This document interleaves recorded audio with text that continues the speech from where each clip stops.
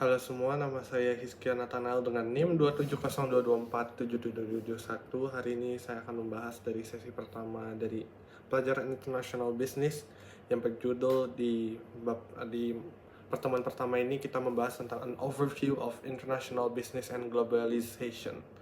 Nah, sebelumnya itu kita harus tahu dulu apa arti globalisasi. Jadi globalisasi itu dalam international business itu terdiri dari semua transaksi komersial antara dua negara atau lebih. Di mana tujuan dari bisnis swasta itu biasa untuk mendapatkan keuntungan. Sedangkan bisnis pemerintah mungkin termotivasi oleh keuntungan ataupun tidak. Nah, ada beberapa faktor di dalam increasing globalization. Nah, dari pertama itu ada mulai dari peningkatan dan penerapan teknologi, ada liberasi perdagangan dan sumber daya lintas batas kebijakan gerakan, pengembangan layanan yang mendukung international business, terus ada pertumbuhan tekanan konsumen, meningkatnya persaingan global, perubahan situasi politik dan pemerintahan kebijakan, dan yang terakhir ada perluasan kerja sama lintas negara. Nah, dari situ kita sudah tahu apa itu globalisasi dan faktor-faktor apa yang meningkatkan si globalisasi ini tersebut. Nah, globalisasi ini ada cost-nya. Ada cost-nya ini ada tiga, di mana yang pertama itu ancaman terhadap kedaulatan nasional, yang kedua ada tekanan lingkungan hidup, yang ketiga ada meningkatnya ketimpangan pendapatan dan tekanan pribadi. Terus kenapa sih kita harus engage, company itu harus engage in international business? Nah, tujuannya itu ada tiga. Tujuan yang pertama itu ada untuk memperluas penjualan tentunya. Terus yang kedua ada memperoleh sumber daya. Yang ketiga ada mengurangi resiko. Nah, di situ kita jadi tahu ada banyak mode operasi di dalam international business. Nah, yang pertama itu ada dari segi faktor fisik dan sosial, pengaruh geografis, kebijakan politik, kebijakan hukum, faktor perilaku, dan kekuatan ekonomi. Nah, terus ada yang kedua, lingkungan kompetitif strategis, kompetitif untuk produk, sumber daya, dan pengalaman perusahaannya.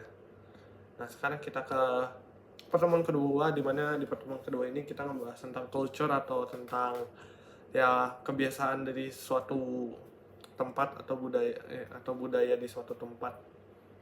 Nah, yang pertama itu ada faktor people, the people factor itu maksudnya itu kayak tentang keberagaman, keanekaragaman budaya, tabrakan budaya, sensitivitas dan penyesuaian.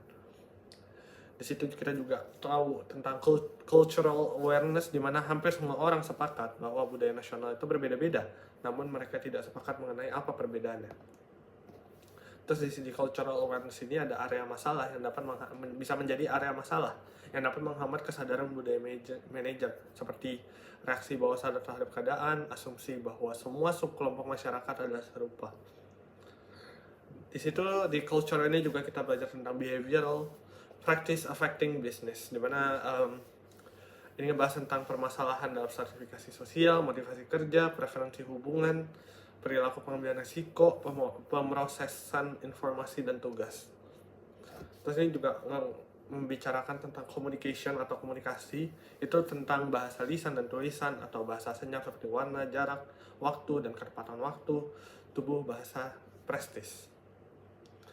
Nah, terus kita harus tahu bahwa apa yang kita deal di society gitu.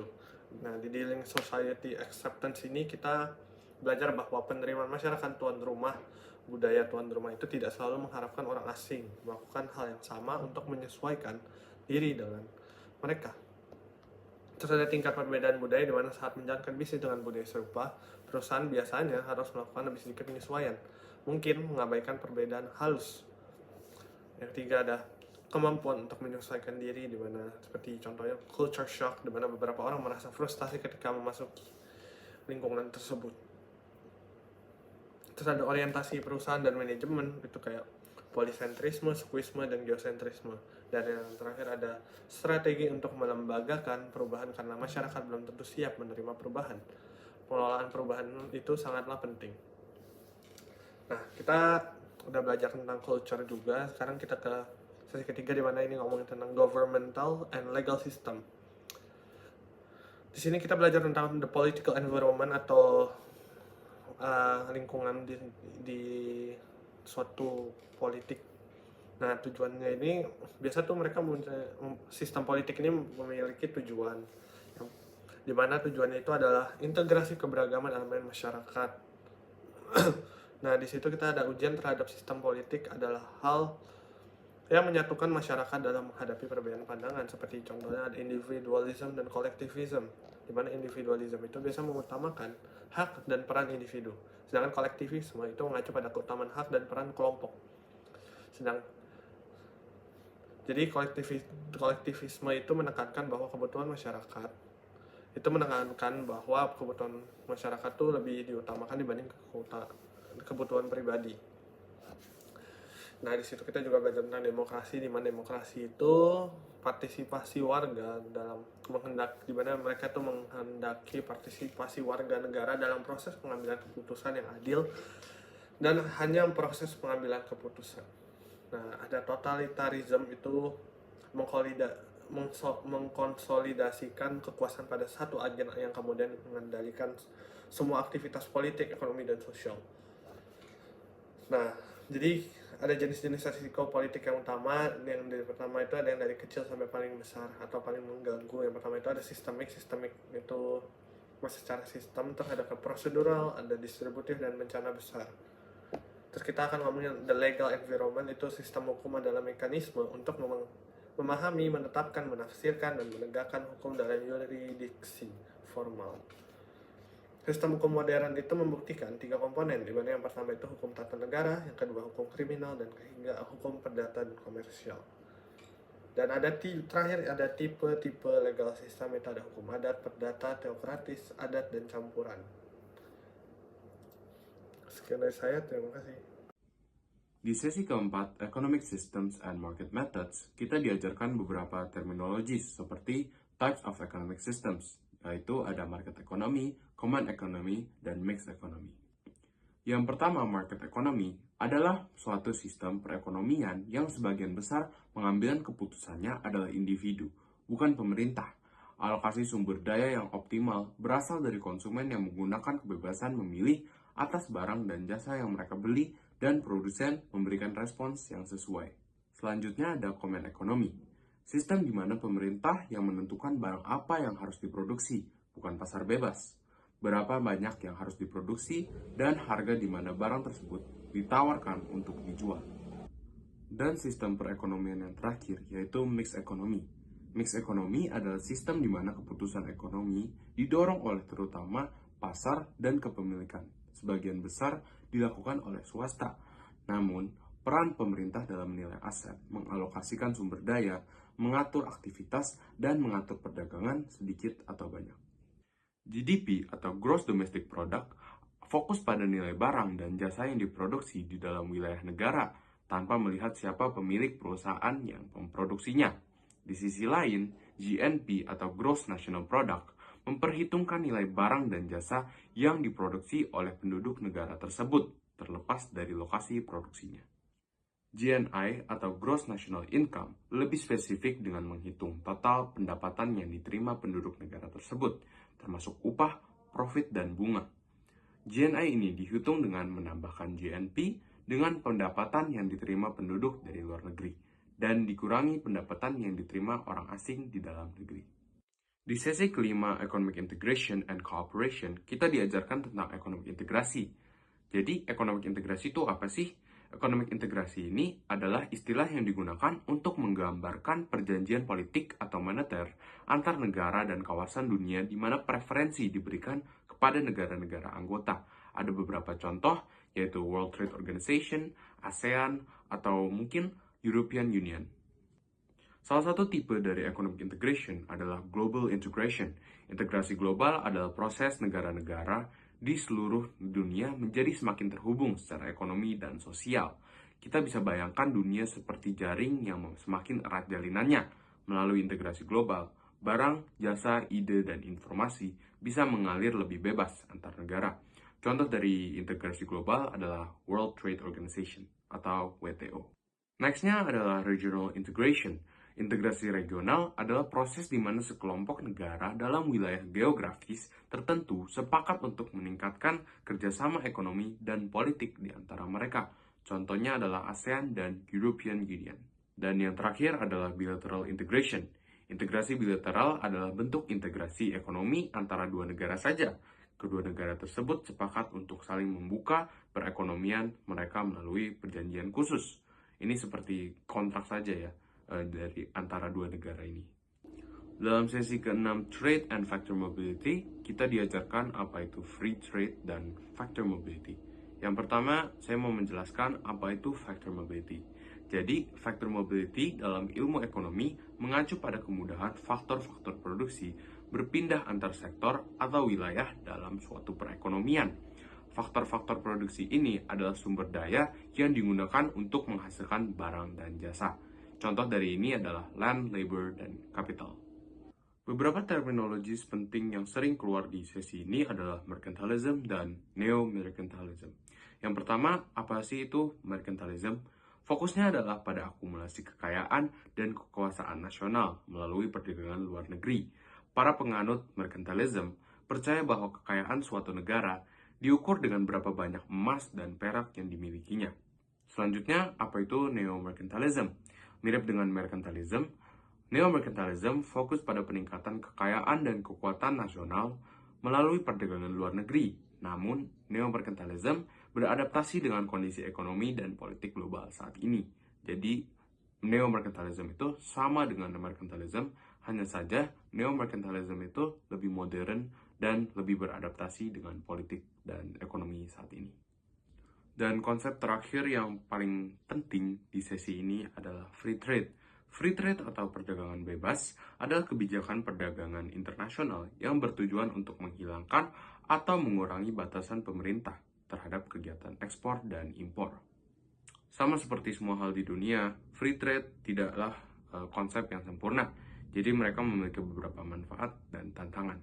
Manfaatnya berupa pertumbuhan ekonomi yang lebih cepat, harga lebih rendah untuk konsumen karena kompetisi, variasi barang dan jasa yang lebih luas karena kompetisi juga, dan peningkatan efisiensi.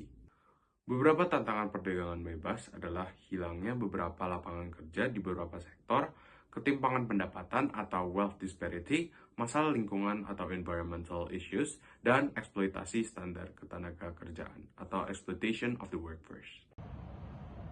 Multinational Finance Function. Yang pertama adalah capital budgeting atau penganggaran modal, yang juga dikenal sebagai keputusan investasi. Capital budgeting adalah sebuah proses di mana perusahaan mengalokasikan modal dalam jangka panjang untuk mendapatkan hasil yang maksimal di masa yang akan datang. Dan ada dua aspek yang dapat mempengaruhi capital budgeting. Yang pertama adalah evaluasi investasi baru dalam hal profitabilitas. Dan yang kedua adalah perbandingan cut-off rate terhadap investasi baru dan investasi lama. Selanjutnya adalah working capital management, yaitu aset jangka pendek perusahaan yang berupa persediaan dan kewajiban jangka pendeknya, yang berupa uang yang terhutang kepada supplier. Dan tujuannya adalah untuk memastikan bahwa perusahaan mampu beroperasi dan memiliki arus kas yang cukup untuk membayar hutang jangka panjang, dan untuk memenuhi hutang-hutang jangka pendek yang akan jatuh tempo dan biaya operasional yang akan datang. Selanjutnya adalah bagaimana cara sebuah perusahaan dapat memperoleh dana dari eksternal. Yang pertama bisa dari pinjaman, yang kedua dari investasi melalui modal ekuitas, dan yang ketiga bisa dari piutang dan hutang antar perusahaan, dan yang terakhir bisa dari dividen. Selanjutnya adalah global cash management. Anggaran dan perkiraan kas sangat penting dalam menilai kebutuhan kas dari sebuah perusahaan. Multilateral netting adalah sebuah proses koordinasi arus kas yang masuk dan keluar antar anak perusahaan, sehingga hanya kas bersih saja yang ditransfer, sehingga dapat mengurangi biaya transaksi. Dan netting ini sendiri memerlukan perangkat lunak yang sangat canggih dan hubungan perbankan yang baik di berbagai negara. Yang terakhir adalah faktor internasional dalam proses penganggaran modal. Sebuah perusahaan dapat menggunakan strategi lindung nilai, di mana perusahaan dapat melindungi diri dari kerugian yang mungkin mereka alami dalam transaksi valuta asing. Beberapa strategi ini memanfaatkan jenis instrumen valuta asing. Yang pertama adalah forward contract, di mana perusahaan menyetujui untuk memperdagangkan mata uang di masa depan. Yang kedua ada option, di mana perusahaan menyetujui hak untuk memperdagangkan mata uang di kemudian hari. Dan yang terakhir adalah kontrak, di mana perusahaan menyetujui untuk memperdagangkan mata uang dengan harga tertentu pada tanggal tanggal tertentu. International Trade Operations. Pertama-tama, apa itu supply chain management? Supply chain adalah jaringan yang menghubungkan berbagai aspek rantai nilai, dimulai dari pengadaan hingga konversi melalui operasi sampai dengan konsumen akhir. Hal ini mengacu pada aktivitas dalam rantai nilai yang terjadi di luar perusahaan, sedangkan manajemen operasi mengacu pada aktivitas internal perusahaan. Selanjutnya adalah Operation Management Strategy. Keberhasilan strategi operasi global bergantung pada 4 faktor utama, yaitu kompatibilitas, konfigurasi, koordinasi, dan juga kontrol. Selanjutnya adalah global sourcing atau sumber global, yaitu langkah pertama dalam proses manajemen bahan yang mencakup perolehan pasokan input yang digunakan dalam proses produksi, manajemen inventaris, dan transportasi antara pemasok, produsen, dan pelanggan. Selanjutnya adalah outsourcing yang mengacu pada situasi di mana satu perusahaan mengeksternalisasikan suatu proses atau fungsi ke perusahaan lainnya. Hal ini paling sering terjadi pada IT function, tetapi juga digunakan di bidang lainnya, seperti bidang penelitian, pusat layanan, dan bahkan ke fungsi accounting dan juga pajak. Dan yang terakhir adalah Lean Manufacturing dan Total Quality Management atau TQM. TQM sendiri adalah proses yang menekankan 3 prinsip utama. Yang pertama adalah kepuasan pelanggan, yang kedua adalah perbaikan berkelanjutan, dan yang terakhir adalah keterlibatan karyawan. Dan tujuannya adalah untuk menghilangkan semua kecacatan di dalam perusahaan. Markets for Foreign Exchange. Apa itu foreign exchange? Foreign exchange atau FX adalah suatu aktivitas pertukaran dua mata uang dengan nilai tukar dan tanggal penyerahan yang ditentukan pada saat transaksi dilakukan. Pasar FX merupakan pasar paling besar dan paling liquid di dunia dengan nilai transaksi yang dapat mencapai triliun dolar US setiap harinya. Berikut adalah Global OTC Foreign Exchange Instruments. Yang pertama ada spot transactions, yang kedua ada outright forward transactions, yang ketiga ada FX swap, yang keempat adalah currency swap, yang kelima ada options, dan yang terakhir adalah futures. Dan berikut adalah top 3 dari pasar paling besar di pasar foreign exchange. Yang pertama ada CME Group, yang kedua ada Nasdaq, dan yang ketiga adalah NYSE ICE atau Intercontinental Exchange. Dan yang terakhir adalah bagaimana cara sebuah perusahaan dapat menggunakan foreign exchange. Yang pertama bisa digunakan melalui draft atau surat wesel komersial. Yang kedua bisa dari surat kredit. Yang ketiga bisa menggunakan spekulasi. Dan yang terakhir adalah arbitrase. Selanjutnya kita masuk ke materi ke sesi 10, yaitu Country Evaluation dan Selection. Jadi terdapat beberapa pertimbangan yang harus dipikirkan oleh perusahaan saat membuat keputusan untuk pemilihan negara sebelum melakukan ekspansi. Yang pertama itu ada lokasi penjualan, produksi, dan layanan administratif. Perusahaan harus mempertimbangkan lokasi strategis untuk penjualan dan produksi berdasarkan akses pasar, biaya, dan efisiensi operasional. Lokasi yang dipilih harus memungkinkan akses mudah ke target pasar, baik itu pasar domestik ataupun pasar internasional. Selain itu, memilih lokasi dengan biaya operasional yang optimal dapat mengurangi biaya keseluruhan dan meningkatkan margin keuntungan. Yang kedua, urutan untuk memasuki berbagai negara. Urutan dan waktu untuk memasuki suatu pasar baru dapat mempengaruhi keberhasilan ekspansi. Strategi ini disesuaikan dengan tujuan jangka panjang dan sumber daya yang dimiliki oleh perusahaan. Perusahaan dapat melakukan analisis pasar untuk memahami masing-masing pasar dan menentukan mana yang paling siap untuk produk atau jasa yang ditawarkan. Pasar dengan sedikit kompetisi atau kebutuhan tinggi untuk produk tertentu itu mungkin menjadi target bagi perusahaan. Yang ketiga, proporsi sumber daya dan upaya yang dialokasikan ke setiap negara tempat mereka beroperasi. Penting untuk mengalokasikan sumber daya dengan bijaksana, memastikan bahwa investasi sebanding dengan potensi pertumbuhan dan keuntungan di setiap pasar agar terhindar dari kerugian. Sebelum melakukan ekspansi, perusahaan dapat melakukan pemindaian. Kemudian bagaimana cara kerja pemindaian? Yang pertama itu pemindaian itu sendiri. Ini merupakan fase awal yang menilai secara kasar peluang di berbagai negara berdasarkan data yang mudah diakses. Ini membantu dalam mempersempit pilihan sebelum melakukan investigasi lebih lanjut. Perusahaan dapat membandingkan informasi negara yang mudah tersedia, murah, dan cukup sebanding. Yang kedua itu analisis detail. Ini melibatkan penilaian yang lebih mendalam melalui kunjungan langsung atau memverifikasi data dan mendapatkan insight yang lebih spesifik terkait kondisi lokal. Kemudian informasi apa yang dapat didapatkan dari pemindaian? Yang pertama itu ada ekspansi penjualan, kedua pertimbangan biaya, ketiga resiko politik, keempat resiko valuta asing, dan kelima resiko kompetitif. Dan selanjutnya kita akan mengumpulkan dan menganalisis data yang sudah didapatkan dari sumber informasi. Sumber informasi dibagi menjadi dua, yaitu eksternal dan internal. Yang eksternal itu seperti laporan khusus, studi spesialisasi, perusahaan jasa, dan agensi pemerintahan. Yang internal itu bisa dari informasi yang dihasilkan secara internal oleh perusahaan itu sendiri. Atau ada beberapa alat yang dapat digunakan untuk melakukan analisis perbandingan negara sebelum melakukan ekspansi. Yang pertama itu ada analisis grid, kedua matriks resiko peluang, ketiga matriks daya tarik negara atau kekuatan perusahaan, yang terakhir itu pemindaian lingkungan. Jadi contoh kasusnya itu Unilever menggunakan analisis grid sebelum melakukan ekspansi ke pasar baru. Contohnya di Afrika. Dalam proses ini, Unilever menilai kriteria potensi pasar, infrastruktur, serta regulasi dan kebijakan pemerintah. Mereka kemudian mengklasifikasikan negara-negara ke dalam 4 kuadran berdasarkan potensi dan kelayakannya, yaitu tinggi-tinggi, tinggi-rendah, rendah-tinggi, dan rendah-rendah.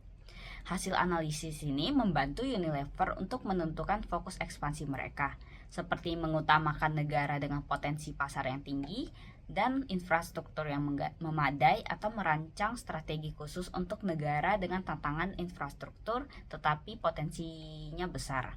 Ini memungkinkan Unilever untuk mengalokasikan sumber daya dan mengembangkan strategi yang efektif untuk memasuki pasar yang berbeda.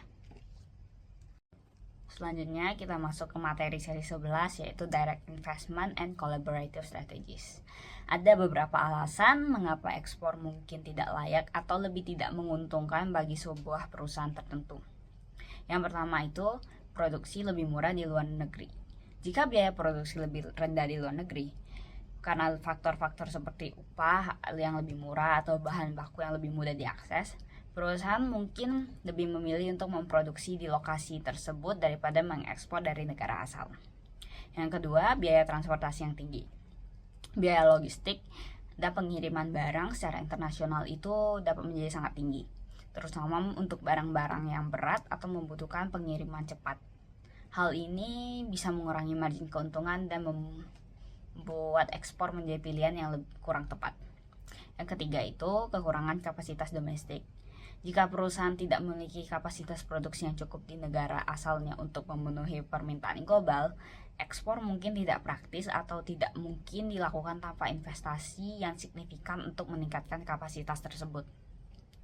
Yang keempat, perubahan produk dan layanan. Dalam banyak kasus, produk dan layanan harus disesuaikan secara signifikan untuk memenuhi kebutuhan, selera, atau standar regulasi di pasar asing. Ini bisa menuntut investasi yang besar dalam riset dan pengembangan, serta perubahan produksi. Yang kelima itu ada hambatan dari pemerintah. Beberapa pemerintah negara menerapkan kebijakan proteksionis yang membatasi impor untuk melindungi industri domestiknya.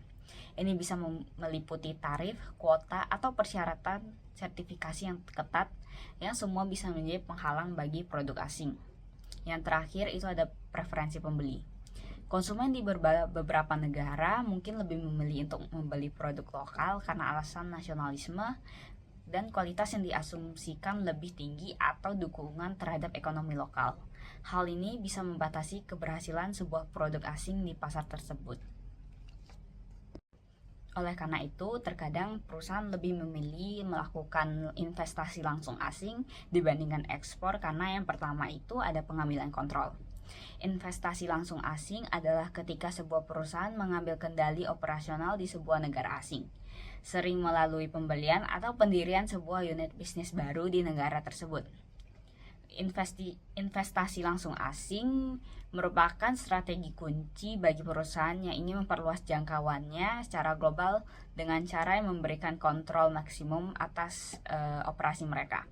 Dengan mengambil pendekatan non-kolaboratif, perusahaan dapat menghindari resiko yang berkaitan dengan ketergantungan pada mitra lokal yang mungkin tidak selalu memiliki tujuan atau standar operasi yang serupa. Yang kedua itu ada internalisasi. Internalisasi adalah ketika perusahaan memilih untuk mengendalikan operasinya sendiri tanpa bermitra atau mengalihkan tanggung jawab ke pihak ketiga. Internalisasi operasi memungkinkan perusahaan untuk mengatur standar kualitas, memanfaatkan teknologi mereka sendiri, dan mengelola sumber daya untuk memaksimalkan kontrol dan efisiensi produksi. Yang terakhir ada dari apropriabilitas. Teori ini berkaitan dengan ide menyangkal akses ke sumber daya bagi pesaing. Dengan melakukan ini, perusahaan dapat melindungi keunggulan kompetitifnya dan memaksimalkan keuntungan dari investasinya. Selanjutnya kita akan membahas mengapa perusahaan melakukan kolaborasi. Kita akan melihat dari aspek dari tujuan bisnis internasionalnya. Yang pertama itu ada untuk melakukan ekspansi penjualan, yaitu kolaborasi membantu perusahaan memperluas jangkauan penjualannya ke pasar internasional, memanfaatkan jaringan dan sumber daya mitra lokal. Yang kedua itu pengadaan sumber daya. Melalui kerjasama, perusahaan dapat mengakses sumber daya yang mungkin tidak tersedia atau lebih mahal di pasar domestik. Yang ketiga itu untuk meminimalisasi resiko. Kolaborasi memungkinkan perusahaan untuk berbagi resiko dengan mitra, terutama seperti dalam investasi besar atau pasar yang tidak pasti. Untuk contohnya ini, salah satu perusahaan yang melakukan foreign direct investment atau investasi langsung asing di Indonesia adalah Samsung. Jadi perusahaan asal Korea Selatan ini memilih untuk mendirikan fasilitas produksi di Indonesia daripada hanya melakukan ekspor di pasar Indonesia. Samsung membangun pabrik di Cikarang, Jawa Barat yang mulai beroperasi pada tahun 2015. Investasi langsung ini memungkinkan Samsung untuk menurunkan biaya logistik, menghindari biaya masuk, dan menyesuaikan produknya sesuai kebutuhan konsumen lokal. Selain itu, dengan memiliki fasilitas produksi di Indonesia, Samsung dapat lebih efektif dalam mendistribusikan produknya di Asia Tenggara dan memanfaatkan insentif fiskal serta dukungan regulasi yang ditawarkan oleh pemerintahan Indonesia. Dengan cara ini juga, Samsung juga bisa turut serta dalam menciptakan lapangan kerja dan mengembangkan ekonomi lokal. Perkenalkan, nama saya Misha Anastasia dengan NIM 27022467730. Selanjutnya, kita akan membahas mengenai the Organization of International Business. Jadi, yang pertama-tama kita akan bahas dulu mengenai Organizational Architecture. Jadi organizational architecture sendiri itu merupakan konsep di mana suatu perusahaan itu mengintegrasikan atau membagi aktivitas serta tugas karyawan-karyawannya, serta pemanfaatan sumber daya modal dalam struktur alokasi tugas dan koordinasi untuk mencapai hasil kinerja yang maksimal. Nah, tujuan dari pembuatan organizational architecture ini itu agar tiap karyawannya atau anggotanya itu dapat bekerja sesuai dengan tugas mereka masing-masing tanpa adanya masalah yang akan terjadi. Selanjutnya kita akan membahas mengenai 3 dimensi dalam organizational structure. Jadi yang pertama itu adalah vertical differentiation, yaitu lokasi tanggung jawab pengambilan keputusan dalam satu struktur organisasi. Contohnya misalnya pembagian tanggung jawab antara 2 anak perusahaan Pertamina dalam hal training dan consulting. Lalu fungsi dari vertikal ini agar tidak terjadi perebutan tugas dan tanggung jawab. Lalu yang kedua itu adalah horizontal differentiation. Jadi ini itu adalah pembagian organisasi menjadi subunit. Contohnya misalnya suatu perusahaan dibagi untuk tugas keuangan, marketing, penjualan, dan operasional. Dan subunit tersebut dapat melakukan kerjasama jika diperlukan. Lalu yang ketiga atau yang terakhir itu adalah integrating mechanism. Jadi ini itu adalah mekanisme untuk mengkoordinasikan subunit. Nah, hal ini dapat dilakukan dengan cara general manager menyampaikan informasi kepada para manajer di tiap subunit, lalu para manajer dapat melakukan koordinasi dengan para staff-staffnya. Yang terakhir, kita akan membahas mengenai RASCI atau Responsibility, Accountable, Support, Consult, dan Inform. Jadi RASCI sendiri itu merupakan matriks tanggung jawab yang memecah peran individu untuk tugas tertentu dan juga merupakan bagan atau kerangka kerja yang berguna untuk membantu mengidentifikasi semua peran dan tanggung jawab tiap anggotanya. Jadi kita akan membahas satu persatu, yaitu yang pertama adalah responsible. Jadi ini itu merupakan orang yang bertanggung jawab dalam melakukan kewajibannya dalam sebuah aktivitas. Contohnya misalnya dalam pembangunan, itu arsitek memiliki tanggung jawab dalam mendesain bangunan. Lalu yang kedua itu adalah accountable, yaitu orang yang memberikan otoritas atau menyetujui sebuah pekerjaan sebelum pekerjaan tersebut diproses. Contohnya misalnya project manager yang memiliki otoritas untuk menilai dan menganalisa resiko dalam proses pembangunan.